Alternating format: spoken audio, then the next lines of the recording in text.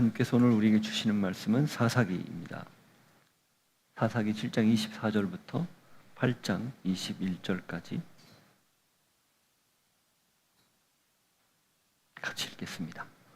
기드온이 사자들을 보내서 에브라임 온 산지로 두루 다니게 하여 이르기를, 내려와서 미디안을 치고 그들을 앞질러 벳바라와 요단강에 이르는 수로를 점령하라 하매, 이에 에브라임 사람들이 다 모여 벳바라와 요단강에 이르는 수로를 점령하고 또 미디안의 두 방백 오렙과 스앱을 사로잡아 오렙은 오렙 바위에서 죽이고 스앱은 스앱 포도주 틀에서 죽이고 미디안을 추격하였고, 오렙과 스앱의 머리를 요단강 건너편에서 기드온에게 가져왔더라.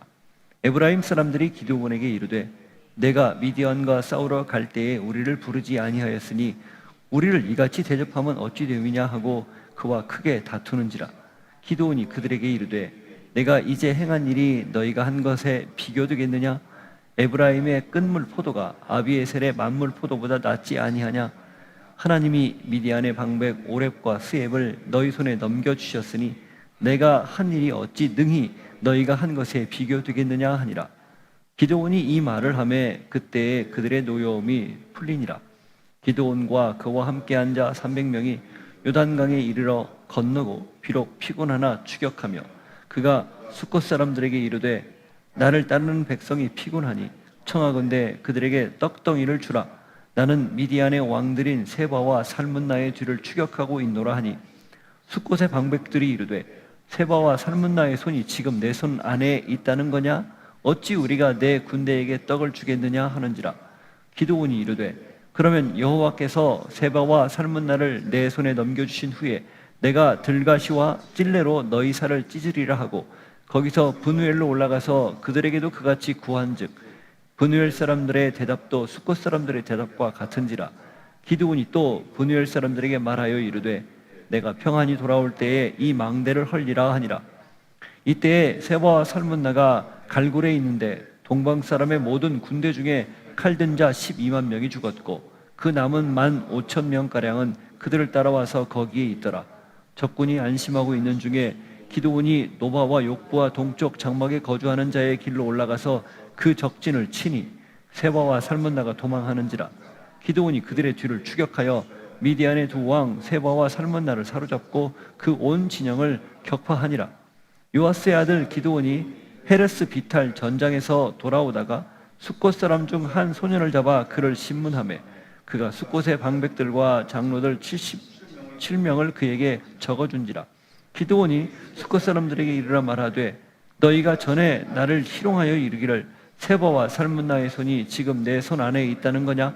어찌 우리가 내게 피곤한 사람들에게 떡을 주겠느냐 한 그 세바와 살문나를 보라 하고, 그 성읍의 장로들을 붙잡아 들가시와 찔레로 숫곳 사람들을 징벌하고 브누엘 망대를 헐며 그 성읍 사람들을 죽이니라. 이에 그가 세바와 살문나에게 말하되, 너희가 다볼에서 죽인 자들은 어떠한 사람들이더냐 하니, 대답하되, 그들이 너와 같아서 하나같이 왕자들의 모습과 같더라 하니라. 그가 이르되, 그들은 내 형제들이며 내 어머니의 아들들이니라. 여호와께서 살아계심을 두고 맹세하노니 너희가 만일 그들을 살렸더라면 나도 너희를 죽이지 아니하였으리라 하고, 그의 맏아들 여델에게 이르되, 일어나 그들을 죽이라 하였으나 그 소년이 그의 칼을 빼지 못하였으니 이는 아직 어려서 두려워함이었더라. 세바와 살문나가 이르되, 내가 일어나 우리를 치라. 사람이 어떠하면 그의 힘도 그러하니라 하니, 기드온이 일어나 세바와 살문나를 죽이고 그들의 낙타목에 있던 초승달 장식들을 떼내서 가지니라. 300명으로 13만 5천 명을 상대해서 믿음으로 이겼습니다. 놀라운 승리였습니다. 이제 그 이후, 승리 이후의 모습을 오늘 우리가 함께 읽습니다. 이 말씀 속에서 하나님 꼭 필요한 음성을 우리 각 사람에게 들려주옵소서. 무엇이 더 중요한지 깨닫고 이걸 교훈 삼아 어떻게 살아야 될지를 결단하는 복된 시간이 되게 하옵소서. 예수 이름으로 기도하옵나이다. 아멘.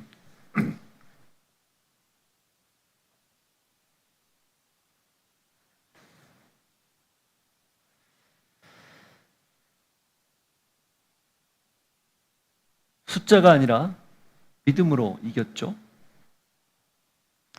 300명으로 13만 5천 명을 물리쳤습니다. 어쩌면 그때까지 있었던 수많은 전쟁들이 있는데 아주 극적인 전쟁에 손꼽을 만한 그런 일입니다. 누가 봐도 불가능한 일이죠. 그러나 이게 끝이 아닙니다. 더 중요한 일이 남아 있습니다. 그것은 잔당을 처리하는 문제가 아닙니다. 15,000명 정도가 도주했는데 그 잔당을 처리해서 후환을 없애는 게 문제가 아니라는 거예요. 더 중요한 것, 이후에 삶이 남겨져 있다는 뜻이죠. 믿음으로 시작한 여정을 믿음으로 지속하는 것. 그게 사실은 전쟁 이후, 승리 이후에 기드온과 이스라엘 백성들에게 또 이걸 읽는 우리들에게 주는 굉장히 중요한 메시지입니다. 하나님의 손에 이끌려서 얻은 그 믿음으로 얻은 승리, 그것을 여전히 하나님의 손으로 이끌림을 받는 믿음의 여정으로 이어가야 된다. 이게 오늘 말씀의 요지예요. 믿음으로 시작한 전쟁의 승패, 그것은 하나님의 손에 달려 있지만 그 이후의 삶은 사람의 마음과 태도에 달려 있다는 뜻이죠. 승리의 도취가 되어서 하나님을 잊으면 그 승리는 도리어 독이 됩니다. 타락의 빌미가 되고 또 다른 악순환의 문을 여는 계기일 뿐이에요. 그래서 신앙은 늘 현재가 중요합니다. 지금이 중요합니다. 과거의 영광은 과거일 뿐 그게 현재로 이어지지 않습니다. 지금 그걸 계속 재현하지 않으면, 계속 이어가지 않으면 단절될 뿐이에요. 오늘의 영광은 내일의 영광으로 이어지리라는 보장이 없습니다. 오늘의 승리가 내일의 승리로 자동으로 주어질 거다 없다는 거죠. 만일에 우리가 그렇게 살아내지 못한다면 그건 치욕과 불명예가 될 뿐입니다. 그래서 바울이 고린도전서 10장 12절에 이런 지혜로운 말을 우리에게 주고 있죠. 그런즉 선줄로 생각하는 자는 넘어질까 조심하라. 잘 알고 있는 내용입니다. 우리는 오늘 본문에서 기드온이 미디안을 물리친 이유, 미묘하게 서서히 변해가는 과정을 좀 볼 거예요.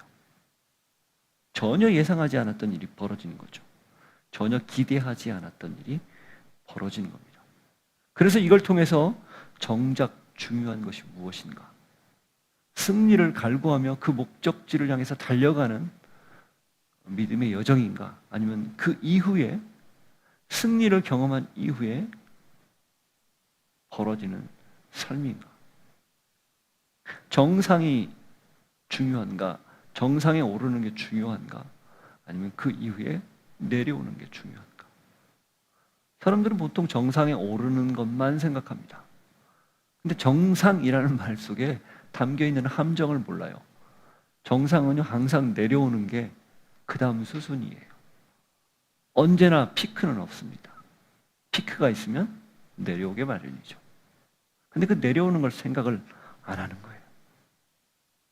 목적을 이루는 게 중요할까? 그 목적 이후에 목적대로 사는 게 중요할까? 오늘 말씀을 통해서 한번 우리 스스로 나 자신에게 물으며 살펴볼 수 있기를 바랍니다. 자, 300명으로 상대한 전투에서 하나님의 손길이 개입하자 미디안의 군대는 괴멸에 가까운 피해를 입었습니다. 이제 남은 잔당만 처리하면 되는 거죠.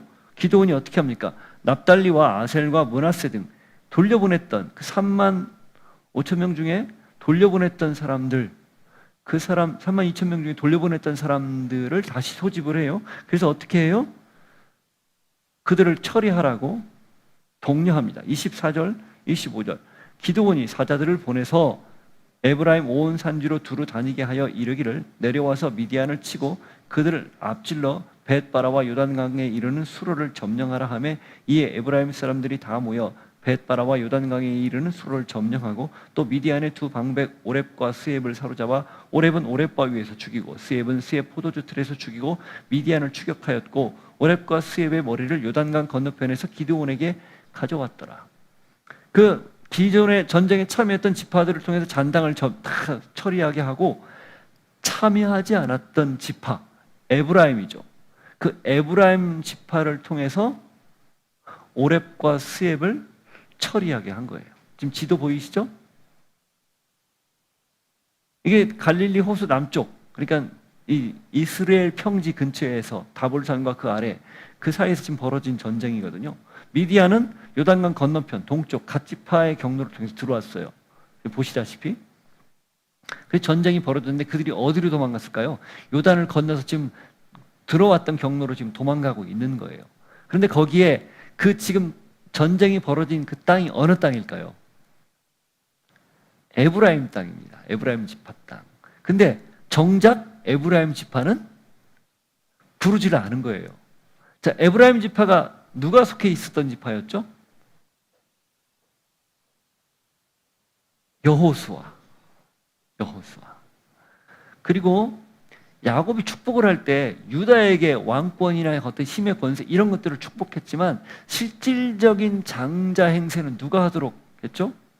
라헬 소생 첫째 아들 요셉의 두 아들 므낫세와 에브라임. 나중에 지파를 분배받을 때도 므낫세 지파는 반지파씩 동쪽과 서쪽에 크게 땅을 차지했고 에브라임 지파는 노른자위 중에 노른자위 가장 핵심이 되는 땅을 차지했어요. 그 지금 전쟁이 일어난 데는 사실 에브라임과 므낫세 그 경계 지역입니다. 근데 바로 지척에 있는데 에브라임 지파는 부름을 못 받은 거예요. 물론 기드온이 므낫세 지파 출신이어서 그럴 수도 있어요. 그런데 여기에는 숨은 이유가 있습니다. 보세요. 1절 한번 보십시오. 왜 그랬을까? 에브라임 사람들이 기드온에게 이르되 내가 미디안과 싸우러 갈 때에 우리를 부르지 아니하였으니 우리를 이같이 대접하면 어찌 됨이냐 하고 그와 크게 다투는지라. 이게 무슨 뜻이에요? 우리가 이스라엘의 실질적 장자, 적자 역할을 하고 있고 가장 핵심적인 역할을 하고 있는데 그것도 우리 지척에서 벌어진 이 전투에 우리를 부르지 않다니 우리를 그렇게 무시해? 이런 뜻이에요. 실제로 초대 이 가나안 정착 초기에 에브라임 지파의 영향력은 지대했다고 봅니다. 여호수아가 지도자였고 그 여호수아가 죽은 지 지금 얼마 지나지 않은 불과 한 100년, 100한 몇 년 정도 지난 그때였기 때문에 여전히 에브라임 지파가 가장 위세를 떨 때예요. 가장 영향력이 강할 때입니다. 그런데 이 중요한 전투에서 너가 므낫세 지파라고 해서 우리를 부르지 않았어? 뭐 이런 느낌의 뉘앙스를 가지고 있는 거예요. 이들이 이것만 이러느냐? 아니에요. 입다가 사사로 있을 때도 그래요. 그래서 발음을 시켜가지고 쉽볼렛 이 발음 못한 것 가지고 판명해가지고 요단강 거기 다 죽이잖아요. 4만 명을 죽여요. 지파 전쟁이 일어나는 거죠.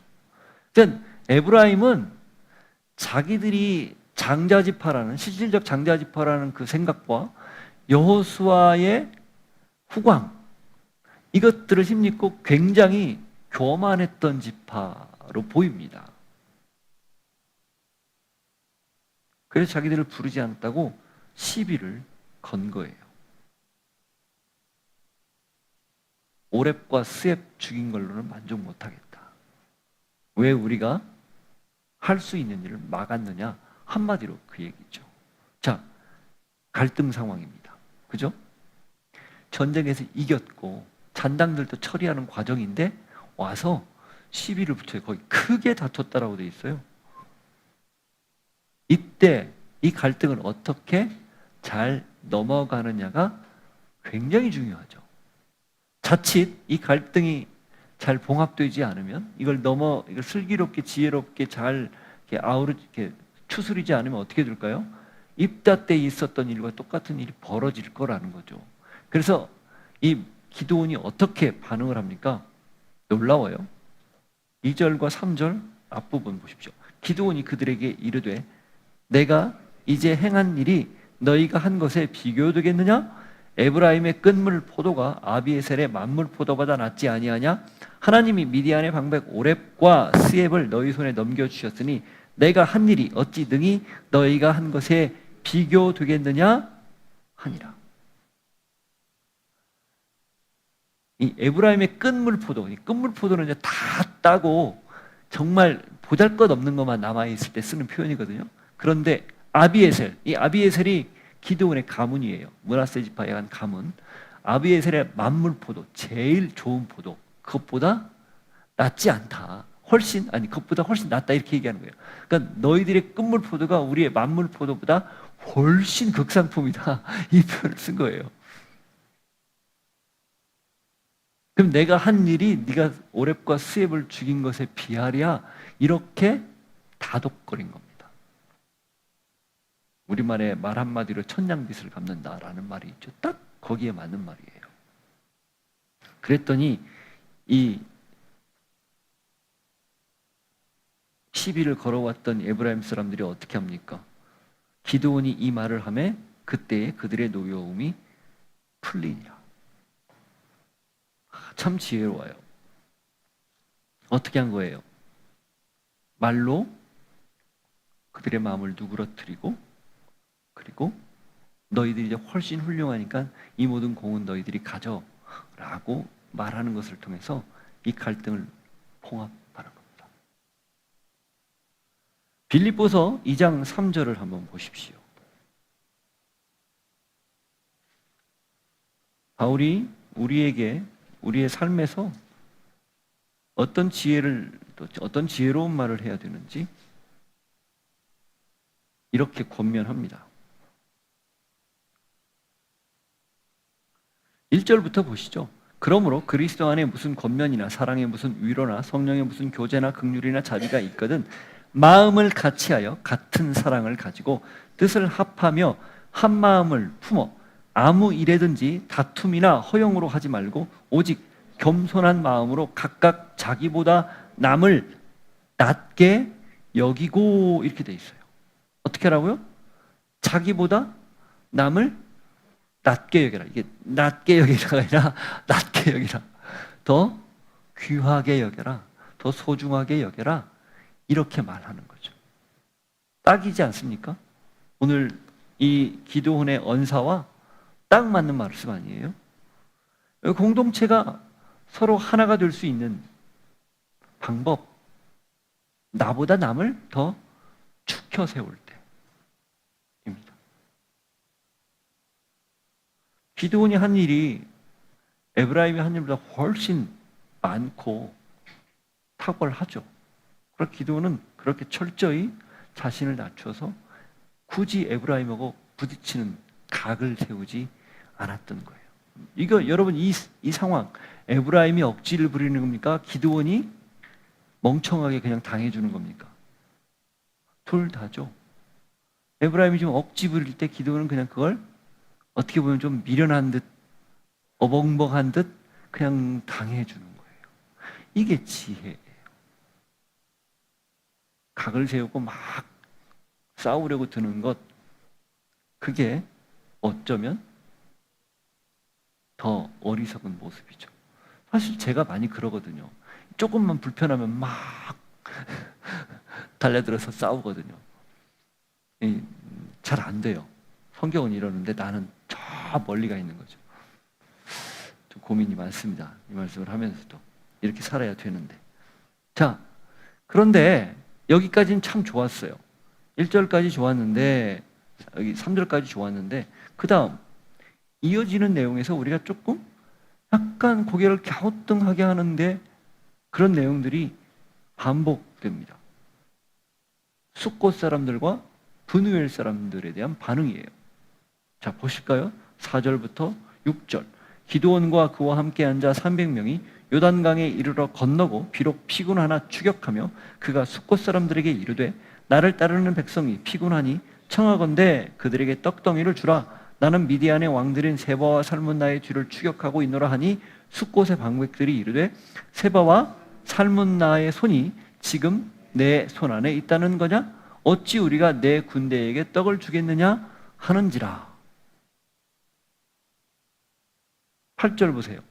거기서 분우엘로 올라가서 그들에게도 그같이 구한즉 분우엘 사람들의 대답도 숫곳 사람들의 대답과 같은지라. 이렇게 되어 있죠. 자, 지도를 보시면 미디안의 침입 경로가 있죠. 보이죠? 그 침입 경로에 분우엘과 숫곳이 있어요. 그러니까 분우엘이 동쪽으로부터 더 가깝고 이쪽 가나안 쪽으로는 숫곳이 그 다음이죠.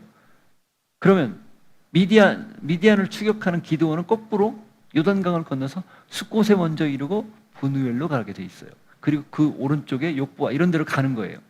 근데 거기가 이 요단 동편의 중앙부인데 갓지파의 땅입니다. 따라서 이 숫곳과 분우엘은 갓지파 사람들이라는 걸 알 수 있어요.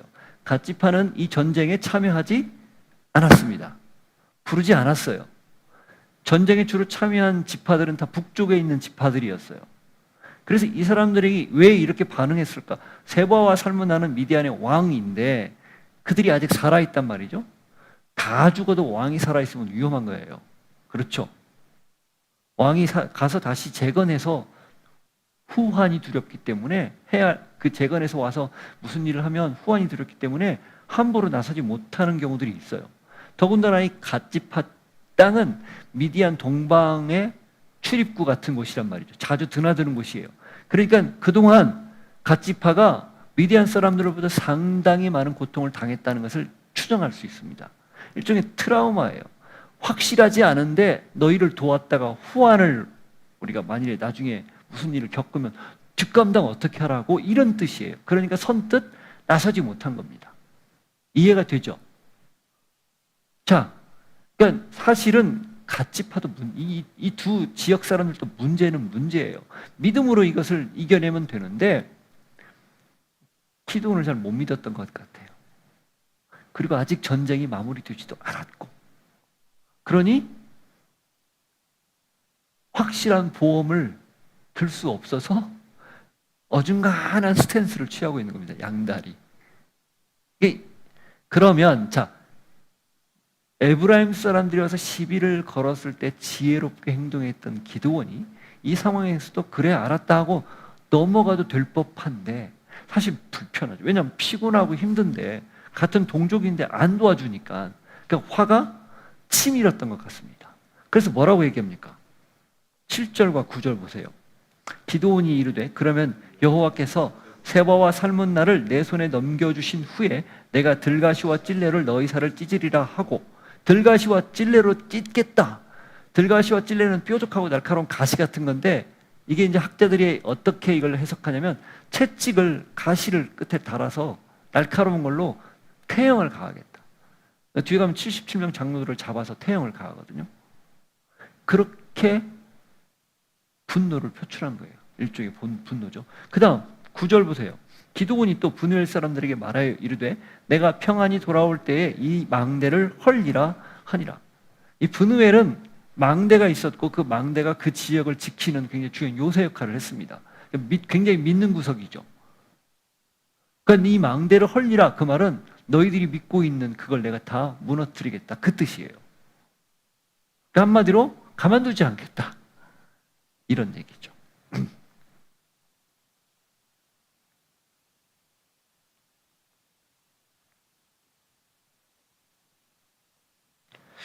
에브라임은 지파의 세가 크고 영향력이 커서 혹시 주눅 들어서 타협하지 않았나? 라는 게 합리적 의심이 드는 거예요. 에브라임에게도 본심이 그게 아니었겠구나, 이걸로 보니. 갓은 상대적으로 작거든요.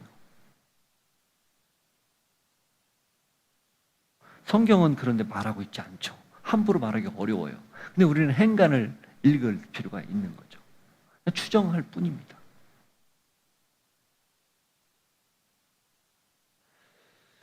이로 보건대 기드온의 마음속에 어느 순간, 언제인지 몰라요, 어느 순간 300명으로 그 많은 사람들을 물리친 이후에 자신감이 점점 차오르더니 그 자신감이 뭘로 지금 넘어가고 있는 거예요? 자만으로 넘어가고 있는 거예요. 그 자만이 교만이 되고, 교만이 내가 이렇게 열심히 하고 수고했고 내가 이런 능력을 가지고 있는데 그것을 안 알아줘? 라는 분노로 서서히 바뀌어가고 있다. 이걸 엿볼 수 있는 대목입니다. 아니, 아무리 그렇다고 해도 들가시와 찔레로 징계하겠다, 망대로 헐겠다, 이건 좀 지나치지 않냐, 이거예요. 뒤에 가면 나오지만 훨씬 지나친 일을 합니다.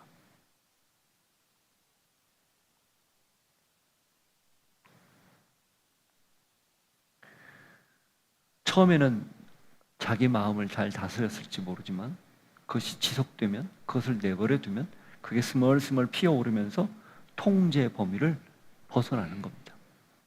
이게 인간이에요. 아무리 겸손하던 사람도 하는 일이 반복해서 잘 되고 그게 마치 내가 이렇게 열심히 해서 된 것인 양 착각하면, 그래서 하나님이 그 이스라엘 사람들이 모인 사람들 아직도 숫자가 많다, 10,000명이 모였을 때 숫자가 많다, 22,000명 돌아가고 10,000명 남았는데 그렇게 말씀하신 이유가 뭐예요?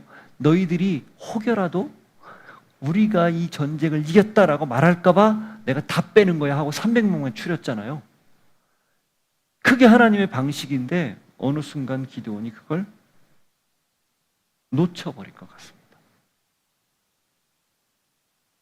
그렇게 되면 자신을 반대하거나 적대시하는 사람들에게 분노를 표출하기 시작해요. 그게 사람이에요. 그리고 급기야 힘을 남발합니다.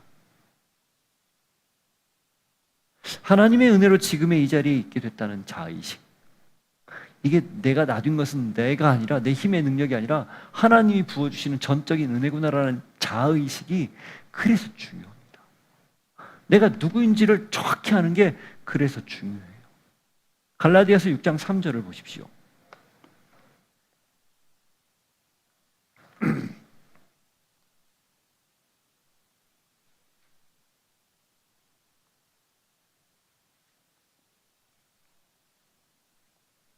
만일 누가 아무것도 되지 못하고 된 줄로 생각하면 스스로 속임이라. 내가 된 줄로 생각하면 착각이라, 그 말이에요. 4절, 각각 자기의 일을 살피라. 그리하면 자랑할 것이 자기에게는 있어도 남에게는 있지 아니하리니 각각 자기의 짐을 질 것이니라. 이게 뭔 말이에요? 자기의 일을 살피라. 이게 무슨 뜻이에요? 스스로를 좀 잘 들여다봐라. 들여다봐서 자랑할 게 있어? 그럼 너만 스스로 속으로 생각하라 이거예요. 절대 드러나지 말고, 그리고 그게 하나님 앞에서 사실 아무것도 아니라는 걸, 이걸 점검해야 된다, 그런 뜻이죠. 우리의 대부분의 문제는 나는 이 정도면 괜찮지 라는 생각에서 옵니다. 이렇게까지 됐으니 내가 이 권리 누릴만 하지, 이런 마음에서 비롯되거든요. 그걸 철저히 내려놓아야 한다라는 것을 아는 거죠. 자, 기드온이 어떻게 점점 변해갑니까? 잘 갈등을 해결하는 모습을 보이다가 갈등을 해결하지 못하더니 이제는 어떻게 돼요? 힘을 막 함부로 해버려요. 세바와 살문나를 잡고서 하는 일을 보십시오. 자, 10절부터 12절을 먼저 보시죠. 10절, 이때 세바와 살문나가 갑굴에 있는데 동방 사람의 모든 군대 중에 칼든 자 12만 명이 죽었고 남은 15,000명 가량은 그들을 따라와서 거기에 있더라. 적군이 안심하고 있는 중에 기드온이 노바와 욕부와 동쪽 장막에 거주하는 자의 길로 올라가서 그의 적진을 치니 세바와 살문나가 도망하는지라. 기드온이 그들의 뒤를 추격하여 미디안의 두 왕 세바와 살문나를 사로잡고 그 온 진영을 격파하니라. 누가 지금 이걸 했다고요? 기드온이. 기드온과 몇 명이? 300명이. 300명이 지금 몇 명을 상대한 거예요? 15,000명 상대한 거예요. 이것도 놀라운 일이에요.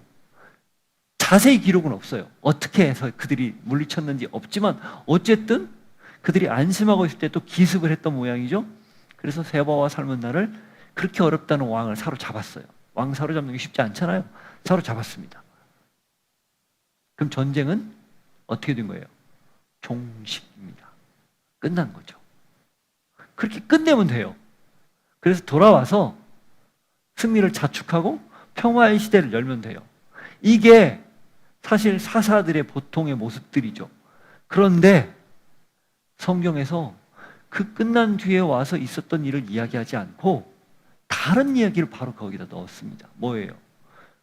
7절과 9절에서 기드온이 했던 말, 징계하고 헐겠다는 그 말을 그대로 실천하는 모습을 보여줘요. 이유가 있습니다. 이렇게 다르게 기술하는 이유가 있어요. 자, 보십시오. 기드온이 어떻게 합니까? 요아스의 아들 기드온이 헤라스피탈 전장에서 돌아오다가 숫곳 사람 중 한 소년을 잡아 그를 신문하며 그가 숫곳의 방백들과 장로들 77명을 그에게 적어준지라. 기드온이 숫곳 사람들에게 이르러 말하되 너희가 전에 나를 희롱하여 이르기를 세바와 살문나의 손이 지금 내 손 안에 있다는 거냐? 어찌 우리가 내 피곤한 사람들에게 떡을 주겠느냐 한 그 세바와 살문나를 보라 하고 그 성읍의 장로들을 붙잡아 들가시와 찔레로 숫곳 사람들을 징벌하고 분유엘 망대를 헐며 그 성읍 사람들을 죽이니라. 세바와 살문나를 왜 사로잡았을까요? 죽여도 되는데 보여주려고 데려와서 어디에서 지금? 숫곳과 분우엘에서 7절과 9절 했던 얘기를 그대로 실행하기 위해서 지금 데려온 거예요. 이게 지나치다는 거예요. 그럴 필요 없었는데. 그리고 심지어 77명을 징계하지만 분우엘은 어떻게 합니까? 망대를 헐고 그 다음 뭐라고 나와 있어요? 그 성읍 사람들을 죽이니라. 그 죽인 사람들이 누구예요? 동족이에요. 갓지파.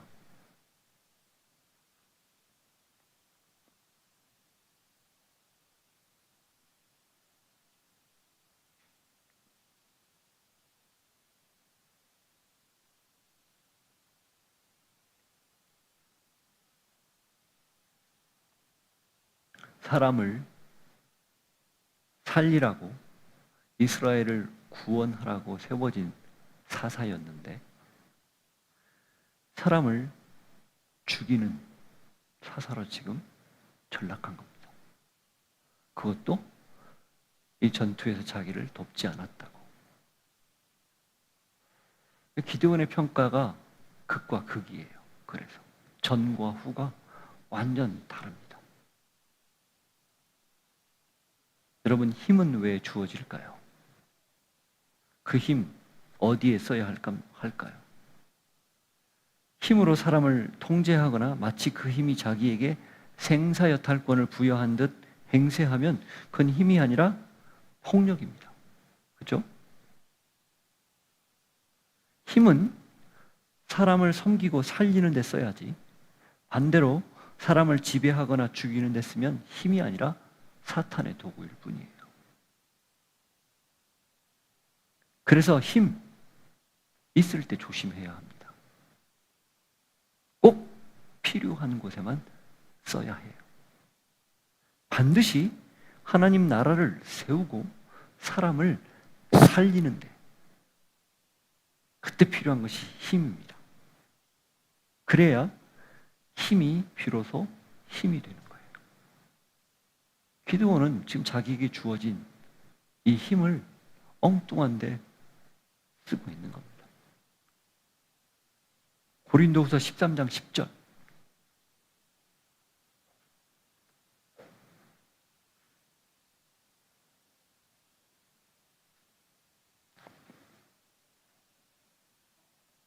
바울의 마지막 인사에서 이렇게 얘기합니다.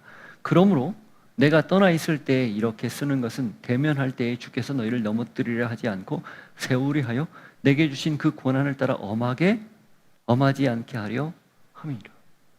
떨어져서 이 편지를 쓰는 이유는 내게 주신 힘, 하나님이 내게 주신 사도로서의 권위가 있는데 그것을 엉뚱한 데 쓰지 않고 제대로 사용하기 위해서.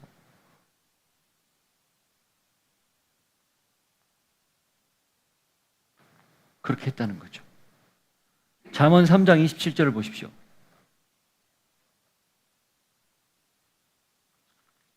제가 읽어드릴게요.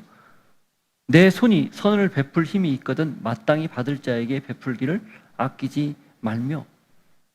무슨 말이에요? 선을 베풀 힘이 있거든, 선을 베풀 역량이 되거든, 그걸 어떻게 하라는 거예요? 아끼지 말고 마땅히 그 도움을 받을 사람들에게 그 힘을 써라, 그 얘기예요. 그러니까 적정하게, 정확하게 필요한 곳에 힘을 써라, 그 뜻이에요.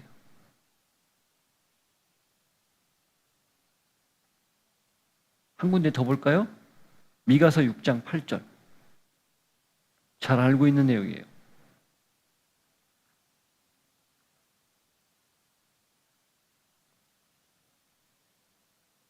하나님이 구하는 게 뭔가?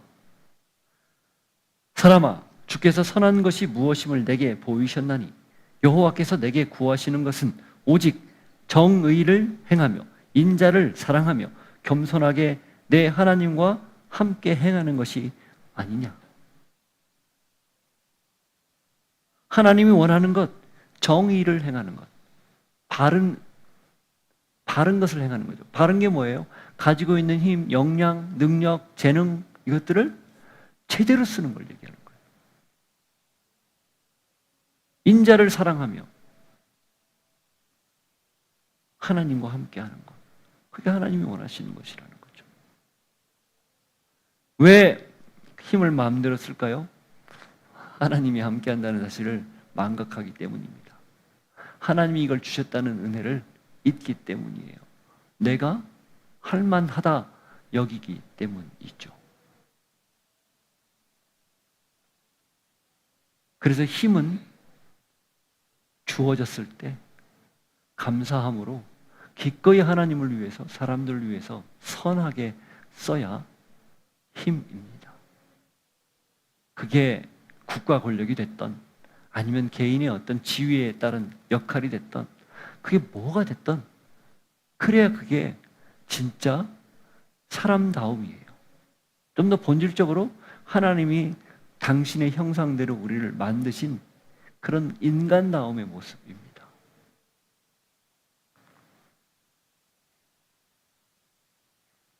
기도원이 이것만으로 끝내지 않습니다. 세바와 삶은 나를 처형하는 과정을 통해서 그가 상당히 빗나가고 있다는 것을 엿볼 수 있어요. 18절, 그가 묻습니다. 이에 그가 세바와 살문나에게 말하되 너희가 다볼에서 죽인 자들은 어떠한 사람들이더냐 하니 대답하되 그들이 너와 같아서 하나같이 왕자들의 모습과 같더라 하니라. 세바와 살문나를 잡아서 신문하는데 다볼에서 너희들이 우리 동족을 죽였는데 어떤 사람들이냐? 이 사람들이 살아날 궁리를 하다가 뭐라고 얘기하냐면 다 너같이 생겼다, 너처럼 멋지고 용맹한 사람이었다, 뭐 이런 표현을 쓴 거예요. 자충수를 둔 거예요. 19절, 그가 이르되, 기드온이 말하는 거죠. 그들은 내 형제들이며 내 어머니의 아들들이니라. 여호와께서 살아계심을 두고 맹세하노니 너희가 만일 그들을 살렸더라면 나도 너희를 죽이지 아니하였으리라 하고, 내 어머니의 아들들이라, 이게 무슨 말이에요? 내 형제들. 여기 형제들이 그냥 brothers and sisters 모두를 뜻한 그런 형제가 아니라 진짜 친형제, 그 말이에요. 내 가족이었다, 그 말입니다. 그러면서 하는 말이 네가 그들을 살려주었다면 나도 너를 살려주었을 것이다. 항장불사라는 말이 있죠. 항복한 장수는 죽이지 않는다. 그런데 네가 만일에 선한 일을 그렇게 호의를 베풀었더라면 나도 그랬을 것이다. 사실 이 말을 하는 거예요. 근데 이게 왜 문제인가? 이어서 보십시오. 20절. 그의 맏아들 여델에게 이르되 일어나 그들을 죽이라 하였으나 그 소년이 그의 칼을 빼지 못하였으니 이는 아직 어려서 두려워함이었더라. 맏아들 여델에게 죽이라고 명령한 거예요. 그러니까 네 작은 아버지, 큰 아버지 원수를 갚아라, 이 말이죠. 근데 여델이 칼을 못 뽑아요. 두려워서 덜덜덜덜 떠는 거죠. 이게 왜 문제인가? 여러분 볼 때 이게 전혀 문제 없어 보이죠? 문제 잘 못 느끼겠죠? 당연한 것 아니야? 잡았는데 동족을 죽였으니까 처형하는 것 당연하지. 처형해도 돼요. 할 수 있어요. 근데 하필 왜 아들에게 그걸 시키냐는 거예요. 이걸로 볼 때 이런 해석이 가능해요. 굉장히 복수심에 불타서 그것을 아들에게까지 이어서 대대로 원수를 갚으라고 말하는 일종의 개인적인 적개심에서 나온 그런 표현이다라고 봅니다. 이 전쟁 누가 시작했습니까? 누가 이렇게 기드온을 세워서 시작했고 그 주도권을 누가 가지고 있었어요? 하나님이 가지고 있었죠. 이 전쟁 왜 했어요? 이스라엘 백성들이 회개하고 하나님 앞에 부르짖자 그 압제로부터 벗어나기 위해서 일으킨 전쟁이잖아요.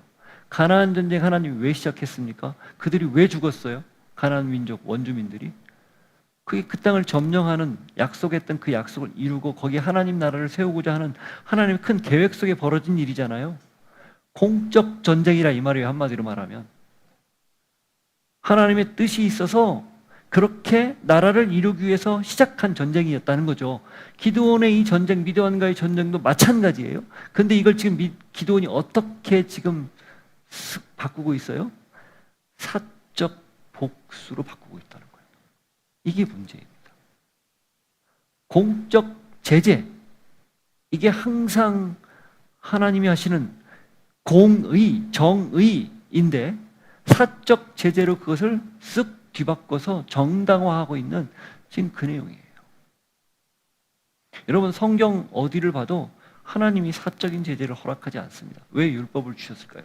왜 율법의 규정들을 다 만들었을까요? 그건 공적으로, 공개적으로 그렇게 해라. 그래야 공동체가, 사회가, 그 나라가, 국가가 온전해진다. 이 얘기하는 거거든요. 그게 성경의 굉장히 중요한 가치예요. 힘은 왜 주어졌고 권력은 왜 주어집니까? 공적 제재, 공적인 법의 역할을 충실히 따르고 이행하라고 주어진 게 힘이에요. 마그나 카르타라는 문서를 혹시 아십니까? 중세 영국의 왕이 전제 독재를 막 휘두르니까 귀족들이 그 왕을 협박해가지고 문서를 만들었어요.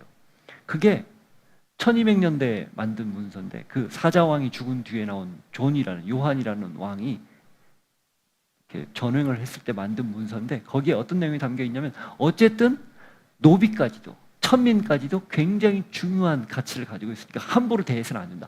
왕이라고 해서 자기 마음대로 권력을 휘두르면 안 된다. 그런 내용이에요. 강압적으로 만든 건데 그 마그나 카르타라는 문서가 굉장히 중요한 역할을 해요.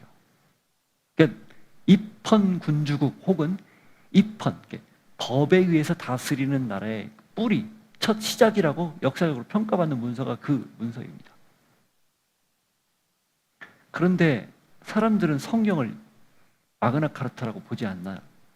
보지 않는가요? 아니죠. 더 그 오리지널 마그나 카르타는 성경이에요. 하나님이 이미 다 말씀해 주셨거든요. 근데 기드온이 그걸 지금 사사 역할을 하면서 슬며시 무시하고 있는 거죠. 오늘 본문에 하나님이 등장합니까? 잘 보세요. 오늘 본문에 하나님이 기드온에게 말하되 아니면 내가 내 손에 붙였다 이런 표현 안 나와요. 이게 굉장히 치밀하게 썼다고 저는 믿어요. 하나님이 지금 여기에 쓱 빠져 있는 거예요. 개입하지 않아요. 그럼 개입하지 않으면 용인하는 건가? 침묵하면 그냥 하나님이 그걸 그래 암묵적으로 받아들이는가? 저는 그렇게 생각하지 않습니다. 안타까워하는 거예요. 기드온이 변화가는 모습을 보고 하나님이 입을 닫은 거죠.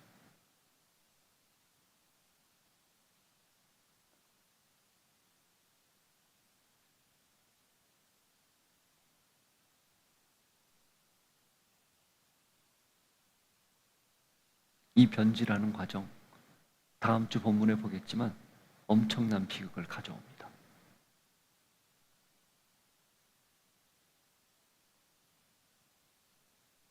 우리는 말씀대로 사는 사람들이에요. 그렇죠? 언제나 말씀이 기준이 되어서 판단하고 행동해야 하는 사람들입니다. 그래야 그리스도에게 속한 진정한 그리스도인, 그게 우리예요. 사적 복수 앞에서 칼을 내려놓고 포기해야 그걸 공적인 영역에 맡겨야 진짜 용기입니다. 하나님 앞에 맡겨야 온전한 신앙이에요. 로마서 12장 17절에 19절 보면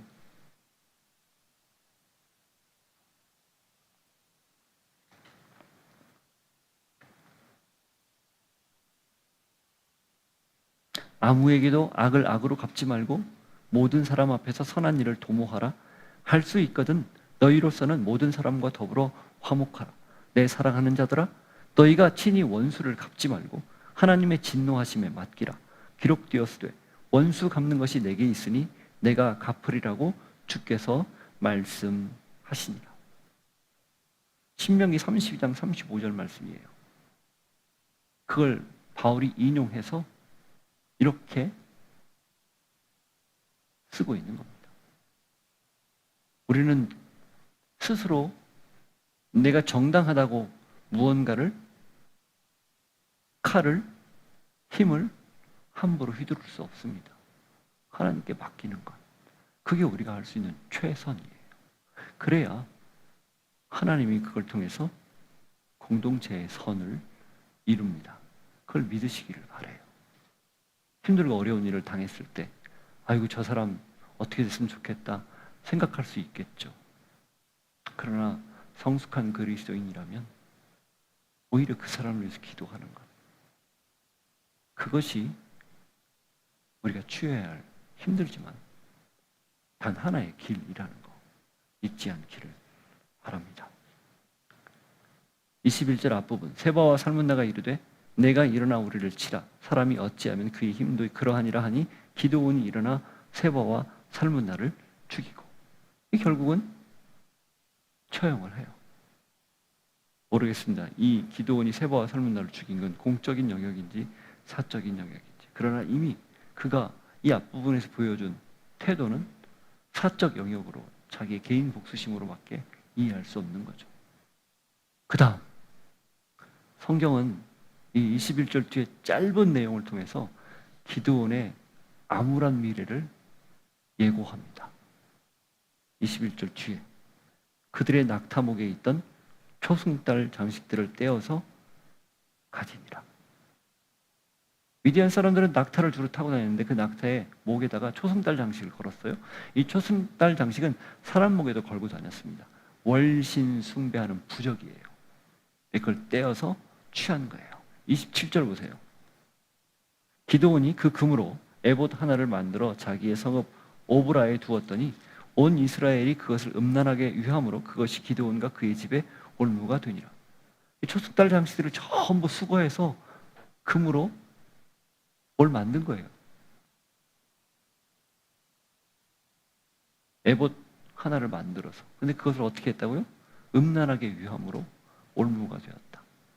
이게 뒤에 9장까지 나오는 비극의 서막입니다. 이게 마지막이 제일 안타까워요. 뭡니까? 가장 큰 문제가 시작됐다는 거죠. 기드온이 누굽니까?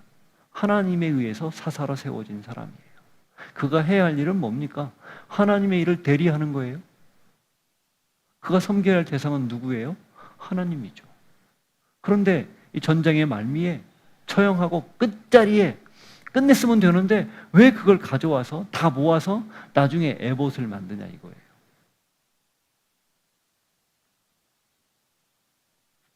까무러칠 일이에요. 첫 마음.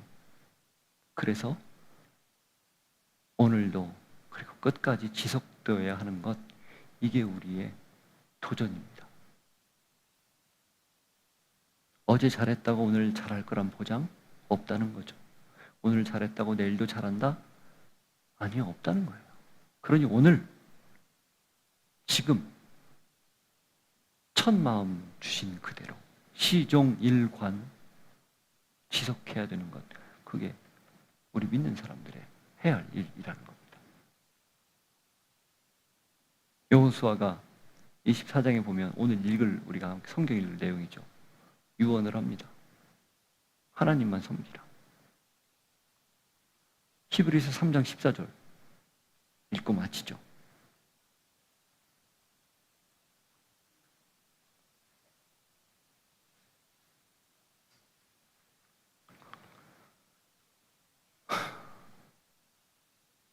같이 읽죠. 우리가 시작할 때 확신한 것을 끝까지 견고히 잡고 있으면 그리스도와 함께 참여한 자가 되리라.